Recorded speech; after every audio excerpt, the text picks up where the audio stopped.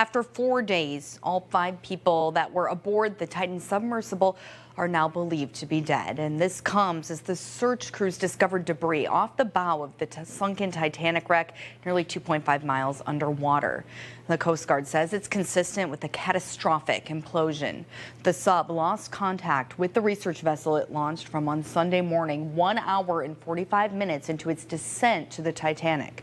In light of this news, we spoke with Robert Sanders, a retired Navy JAG captain who's worked with military submarines and also commercial subs as an engineer.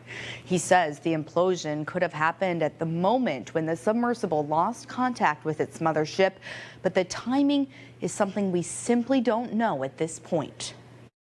Once they lost communications, anything and that preceding timeline could have been the cause and the timing of the catastrophic event. Unfortunately, there's not a great way to tell that unless there's something in the water who's picking up the sound.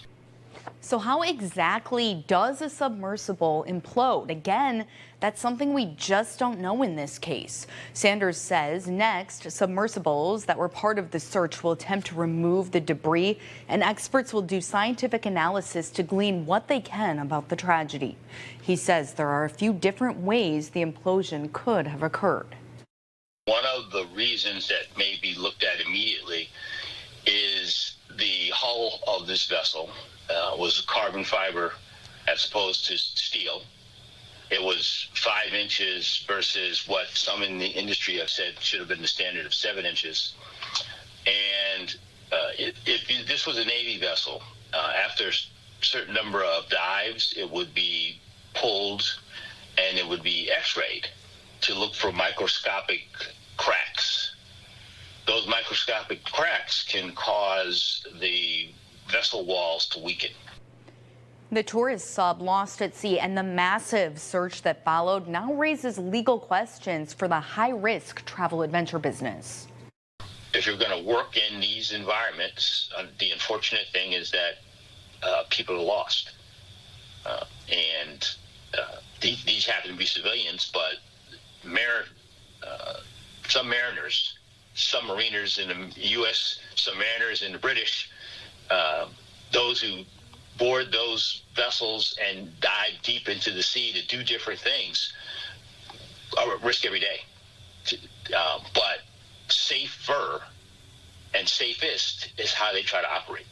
They can never be safe because it's an environment that is not what human beings normally operate in, and you're inside mechanical devices, and mechanical devices sometimes break down. And past passengers on the Titan have revealed they suffered communications failures and issues with navigation on their voyages. A former employee for OceanGate Expeditions, the Titan's parent company, also raised concerns about the Titan's carbon shell in court documents back in 2018 before he was fired.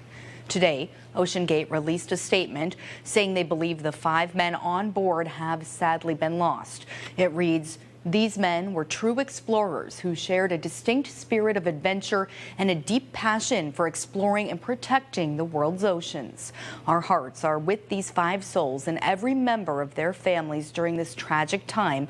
We grieve the loss of life and joy they brought to everyone they knew." And they go on to say that this is a very sad time for the entire explorer community.